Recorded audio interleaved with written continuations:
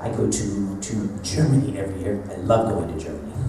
I like Germany because the area of the United States I grew up in, the state of Pennsylvania, looks very much, it's very similar to Germany, so it reminds me of home. It was originally settled by Germans until you lot came and kicked their asses out. But we still have, a lot of German-sounding names. You got a German-sounding little town here next to a Welsh-sounding town. And then the Swedes came in and kind of mixed everything up. Nobody knows what the hell is going on in Pennsylvania, but it's pretty, okay? Leave it at that. So that's why the Germans settled there. It looked like home. So Germany looks like home to me. Castles, okay, different. We don't have those home.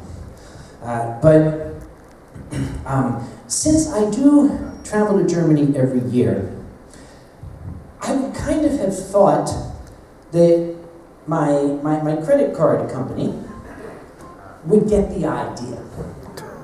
Okay, it's not their fault. It is not their fault. Have you ever had your credit card, like somehow the number got somewhere it wasn't supposed to be? I use my credit card sparingly. Let that be a lesson to you. Use it sparingly.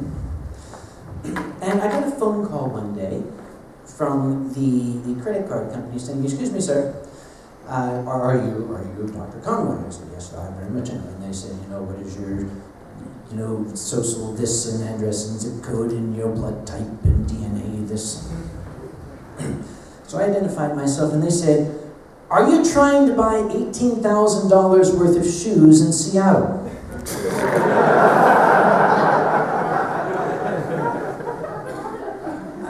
I said, "Lady, I don't got that many feet." Who the fuck got my card? Marcos? What's going on here? She said, "It's okay, we'll cancel that." So I got the new card. I was very, very careful with it. And I was planning my trip to Germany. And I used my card, and I made an airplane reservation to fly to Germany and back. And then I used the card to make a hotel reservation in Germany. Now I'm going to be at a hotel reservation in Germany. And then I used the card to make a rail reservation, and it came back declined. And I called up, and the lady said, "It looked like fraud." I said, "Why?" She said, "Well, somebody was trying to use your card in Germany." I said, "Okay, ma'am, look at the 2 transactions just before that. Tell me what you see." And I heard click, click. Oh.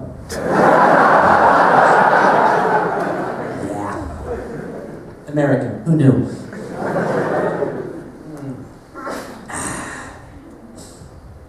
By the way, a lot of people, they think that I make my stories up. I don't have to. Believe me, I don't have to. We have a saying in my country, shit happens. They mean me. Shit happens to me. Was anybody here, I think it was maybe 5 or 6 years ago, when one of the times I was a day late. You remember that? Because US Airways had that little problem with the airplane. I never realized that if you turn the front landing gear of an Airbus A330, you can snap it off. Who built that? The French. Who knew? I don't know, but see, I always thought the front landing gear was designed to turn. Not this one. They were always going to land perfectly straight, but so landing gear snapped off. The plane was late and everything. And I think I told him that story about the lovely British couple that I befriended, the Varleys, grand people. And I helped them out because what does US Airways do? They get all of their people out of the building. And from a distance, they make an announcement that, okay, the flight is canceled. There is a card sitting at the unmanned desk. Use that telephone number, and then you can make a new reservation. Well, the number is a toll-free number. We call it an 800 number in my country. It only works if your cell phone is from my country. Half the people on that flight were British. Their phones would not work. And I, being 1, an American, 2, being a furry, and 3, being completely pissed out of my mind, stood up on a chair, and I don't know how I stayed balanced. I shouted, ladies and gentlemen, if you would be so kind, that telephone number cannot be phoned from a British telephone. We have a lot of people here who need some help. If you have an American cell phone, please be kind enough to let the person next to you use it. And the funny part is, everybody did. Say what you will about Americans, but occasionally we get it right. Like World War II. Too soon.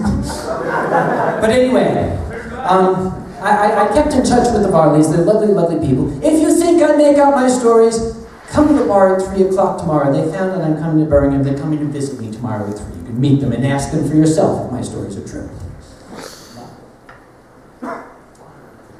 Oh, I don't think they drink, so if you're going to buy a drink for them, just give it to me.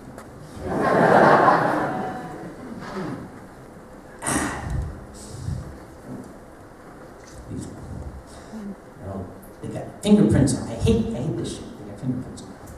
Can you unfingerprint it? Thank you so much. I could have done that. Thank you. Now they got more fingerprints. I get snide remarks from people because about 10 years ago, I actually had laser eye surgery so that I can get rid of these things. Yeah. Now they're back. And people say, I thought you had your eyes fixed. Yes, and then I got fucking old. Look. See this? They call this the face of furry fandom. You need a new one. I'm getting it all wrinkled. So yeah, these had to come back, particularly because reading is getting difficult. You know, without them, it'll happen when you're past 50. Yes, I'm past 50. You don't have these things, people hand you something and you do this sort of thing.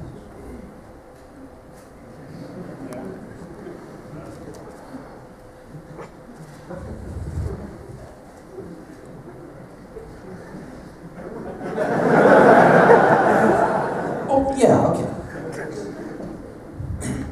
The laser surgery, that actually was one of my favorite stories.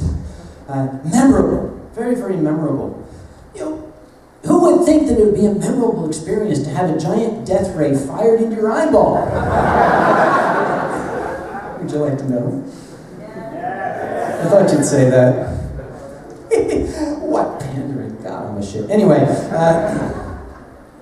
I wanted, my eyes were, I had glasses, wow. You know, it was actually causing me neck problems. The glasses were so heavy, pulling my head forward. So I went to the eye doctor, bless you, I went to the eye doctor, and I said, what are my options? And the doctor said, well, you have 2 options.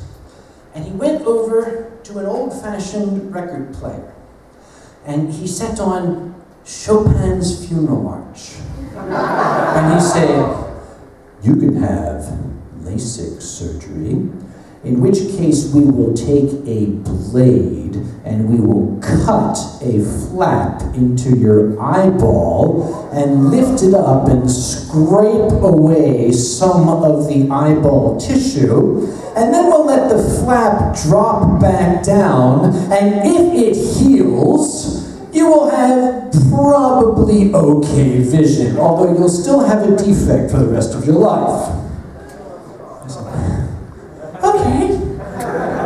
And then he put another record on. This was nice, happy, light, bouncy music, you know, like rave music, calliope music. He gets on and says, or you can have photoreactive keratectomy, PRK. It's the latest thing. We shall take a gentle, very, very carefully focused laser, and we can just gingerly remove just a few molecules from the very outside surface of the eye, and you'll be able to see perfectly for the rest of your life with no problems. I said, okay, let me think about this one at home for a while, all right? So, okay. I went home and I thought about it. No, I thought about it right there. I said, let's do the PRK, all right? So I made an appointment, and I came in. Anybody here ever bought a car?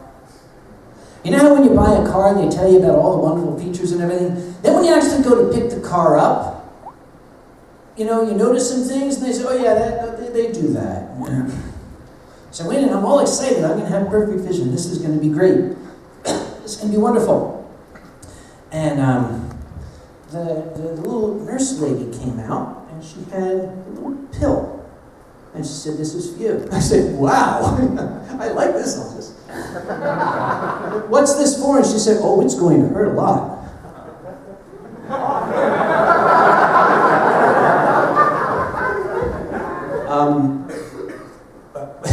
No, I'm not having the slice and the lift. I'm having the gentle. She said, "You're having PRK?" I said, "Yes." She said, "Here."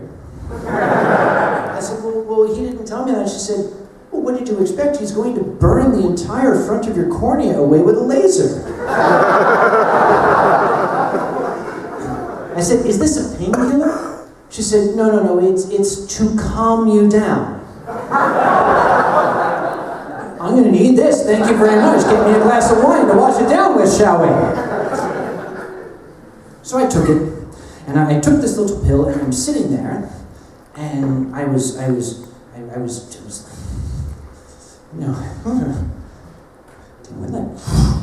took the damn thing 10 minutes ago. So, excuse me, nurse lady, the pill that I took, how much shit did you give me there? And she said, 0.5 milligram. See this? Yeah, I'm a fucking chemist. I'm in pharmaceuticals. And I said to the lady, "Excuse me, I'm a fucking chemist. I'm in pharmaceuticals," right? 0.5 milligram? I don't know what the hell you think 0.5 milligram of anything is going to do. But whatever the hell you gave me, you're gonna.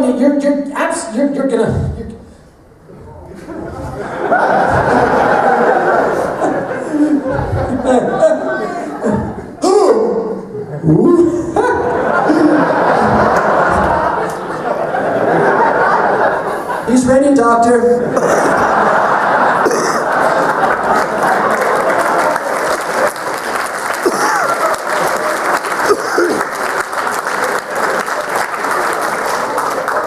Excuse me.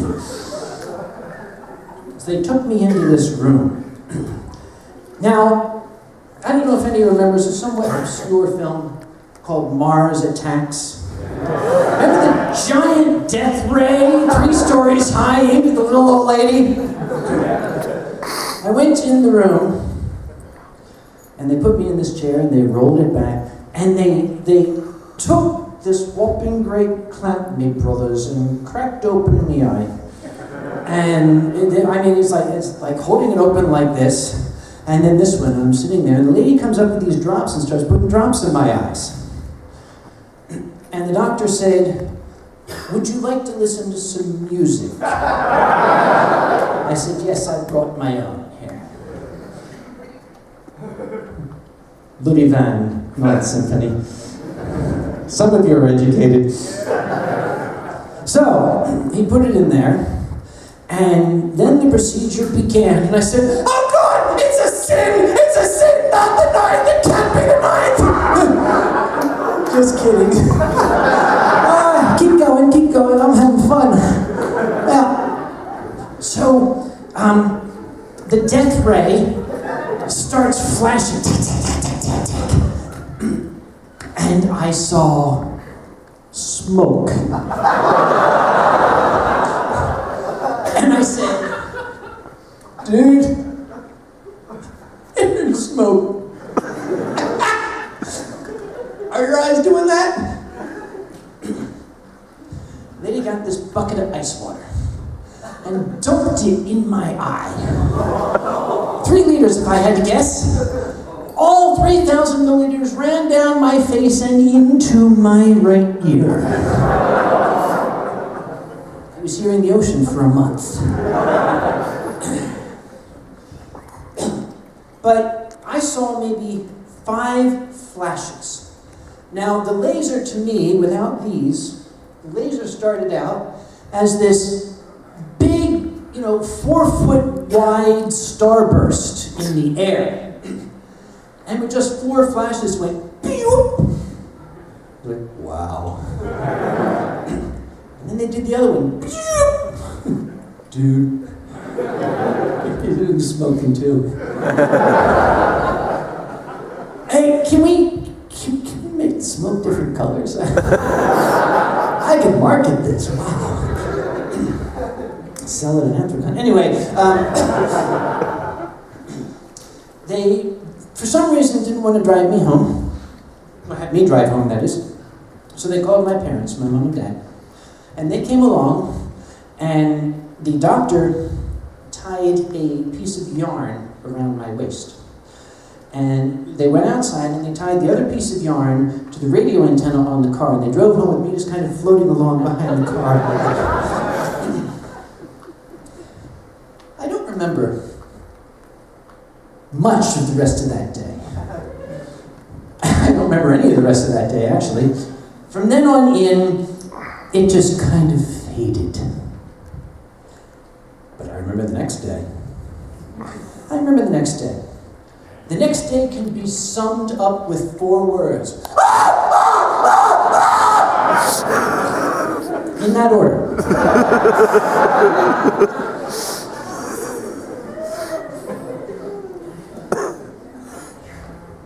Does anybody like to cook?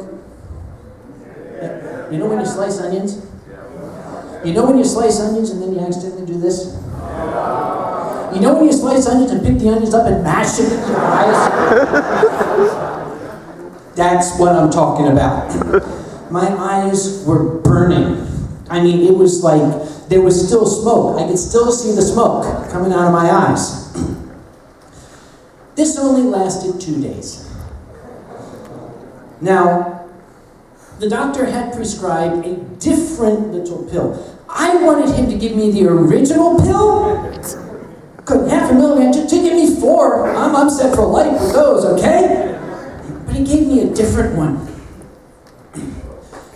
My family physician years ago once told me, a wise man, the antidote to narcotics is pain.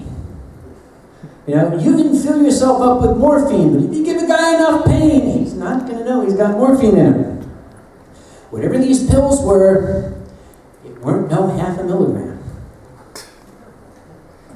But 2 days later, after dosing myself to sleep, I was out cold. And I felt a tap at my shoulder. And I opened my eyes.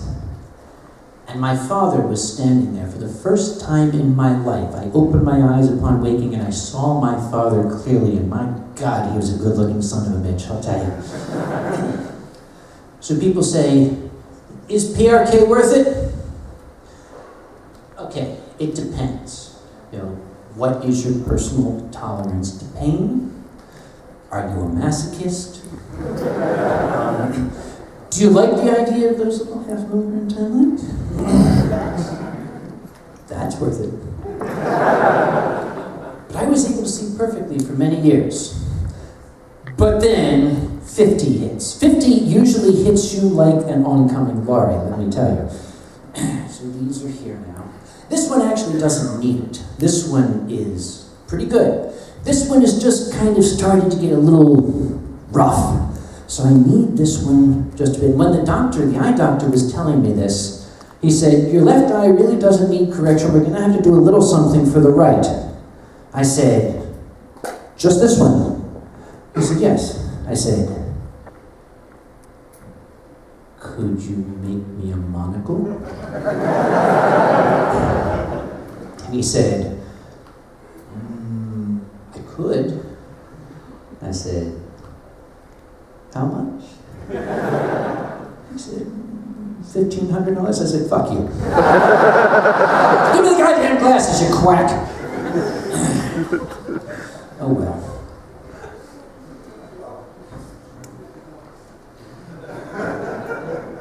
I really am getting old. I'm now hallucinating. I thought I heard a cell phone go off in my performance. Of course it didn't.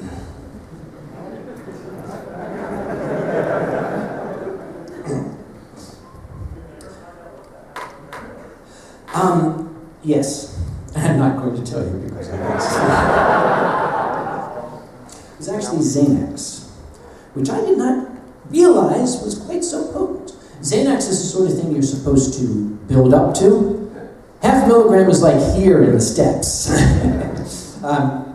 Actually, it was Xanax mixed with something else, like crack. Xanax something that, anyway, it was good. It was real good. Like I said, age. You start hearing things, your eyes get screwed up. And, okay, I'm a scientist, but I'm supposed to be smart. When you get old, you start to do things and you have no idea what the hell you're doing. Like driving. Yeah, sometimes. Like, where the hell am I going? This is Saturday, I'm not to go to work, I'm going back. And it's worse. It's worse. Oh, good Lord, it's worse. Somebody once said that you don't fuck with Uncle Kage. I don't know why. Many years ago, I could tell you what year it was. But then some dickhead would shout out, "That's before I was born." Yeah, all right, I know I'm old, okay? You don't gotta remind me. But I was a teenager. I was a teenager once, you see. And in those days, myself and my late friend Neil, yeah, old, we would take our meager earnings. We were geeks, you know, we'd go to the Dungeons and Dragons comic book era. We would take our meager earnings and we would go to a local shopping mall where there was a store called Jean's Books.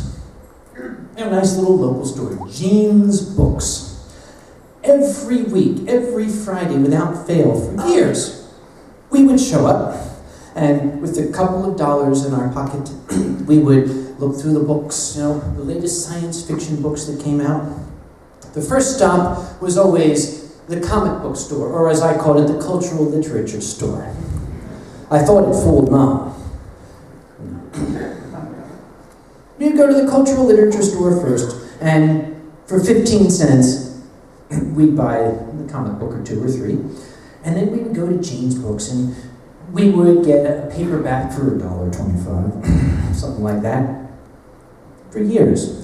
And one day, the lady who worked at the counter called me over and said, "You boys need to watch yourselves." I say, "Why? What's going to happen? Is there a ceiling tile loose? What?"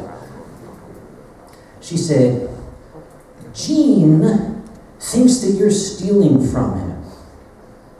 I said, "Well, I don't get it. We come in here every single week and we buy books. And we've been doing it since I was younger than I am now." She said, "Well, you always come in with bags from the comic book store. He thinks you're stashing stuff in the bags." I said, "Well, it would seem to me that this is more Gene's problem than mine. Gene apparently is a douche." We used that term then, actually. I think we invented it. So I thanked her very profusely, and we bought our books, and then we went home. And the next week, we went to the comic book store, and we went our comic book bags, and I was looking. I remember, I was looking at the Ursula K. Le Guin books. Wonderful author, I love her. And old Gene walked up behind me. And he didn't say anything. He didn't tap me on the shoulder. He put his hand on my shoulder and turned me around. And he said, "Can I see what's in that bag?" And I said, "Why?" And he said, "I just want to see what's in the bag." And there's a lady passing me. I said, "Do you want to see what's in that lady's bag?" And he said, "No, just yours." I said, "Very well. Knock yourself out." And he looked in the bag, fished through it, handed it back to me. I said, "Thank you very much. Neil, we're getting out of here. Come on." We walked out of the store. We never went back. That bothered me. You know, I don't like people dicking with me like that. I don't like being accused of shit that I am not guilty of. If I am guilty of it, okay. But you know, I'll give that one to you. It was 20 years later. I was back visiting the town of my youth. My friend Neil was gone by then. Tell you that story, it's a sad one, that's for another day. Uh, and I was with a friend, and I happened to see Gene's books. And I said to my friend, "That's Gene's books over there." I used to shop there all the time. And there was a man behind me who was having some coffee. He said, "Oh yes, Gene's books, finest bookstore in town." And I said, "I beg to differ, sir." And he said, "Oh, what do you mean?" I said, "Let me tell you a story. You ever noticed when I start telling a story, people start to start gathering?" I was getting into it. I was getting into this. I was having a fun time. I was getting all emotional and everything. And this crowd got bigger and bigger, and there had to be 30 or 40 people standing there. And I finally and we walked out. We never went back because that loathsome son of a bitch took his best customers and threw us completely out of his life. What a dreadful fellow. I would never give him my custom again. And I said to my friend, "Come along, we're getting out of here. Quickly, come. My friend said, "What's the hurry?" I said, "Did you see those people's faces?" And he said, "Yeah, what's the problem?" I said, "Remember the old guy? That was Gene."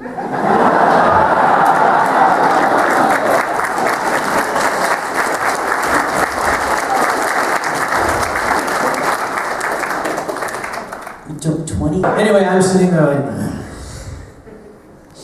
and these fellas, helpful as they are saying, "Do you go through this every year?" And I said, and they said, "You know what your problem is?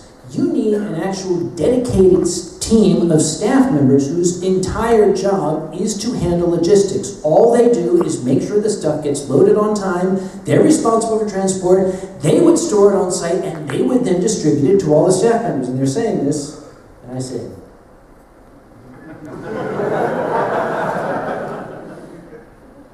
"Go on." And they kept saying how wonderful it would be. You would need a team, maybe 3, maybe 4 guys, and basically all the stuff would go in this room and all this. And they stopped because they saw me doing this. And they said, and I said, "You're hired."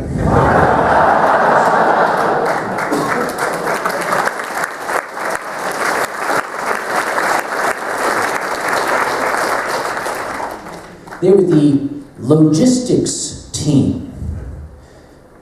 Their first year. They did good. They did a good job. And I got an email 3 days after the convention was over from the manager of the convention center, the Lawrence Convention Center in Pittsburgh, Pennsylvania. And the email said, "What do you want us to do with all this stuff?"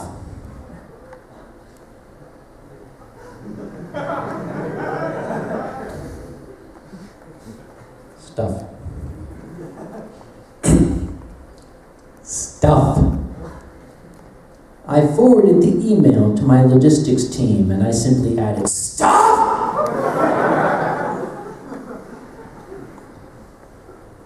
Some stuff had gotten accidentally left behind.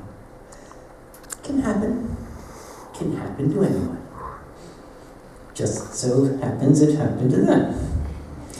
They have since been known as the Stuff Crew. And they have special vests so that they will never forget that says, "We handle the stuff." And their logo is a cart piled high with boxes, one of which is falling off the end. I wish I could say I didn't design that logo. But in my country, legally, I don't have to incriminate myself, so.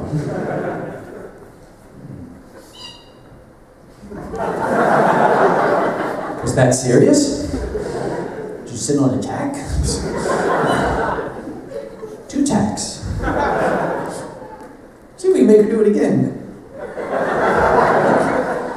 That's my creepy face. Is there something?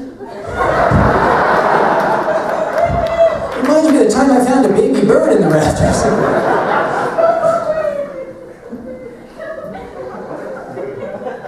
Go on I'm liking this. Oh, look out, BBF is after you.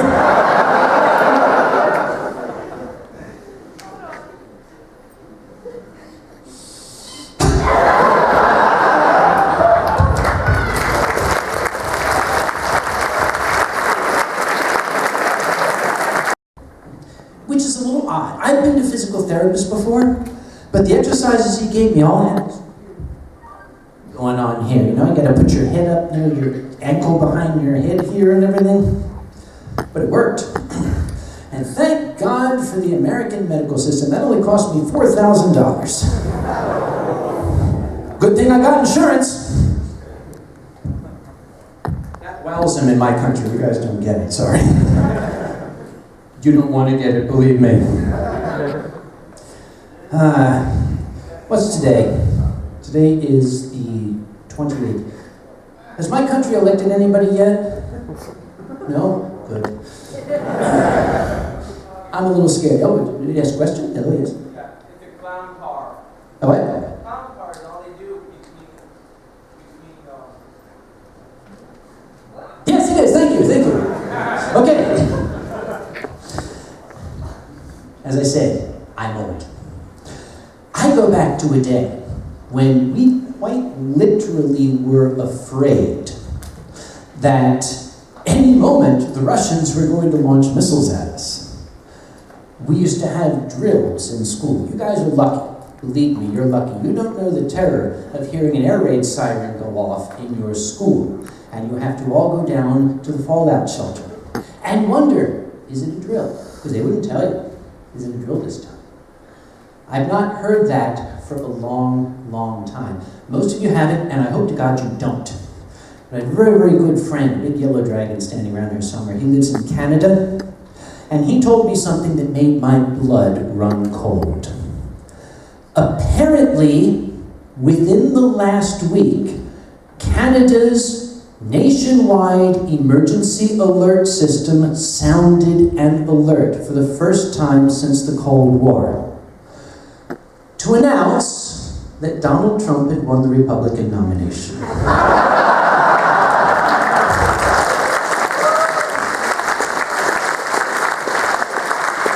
God bless America. It was working. Thank you all very much for a very kind audience.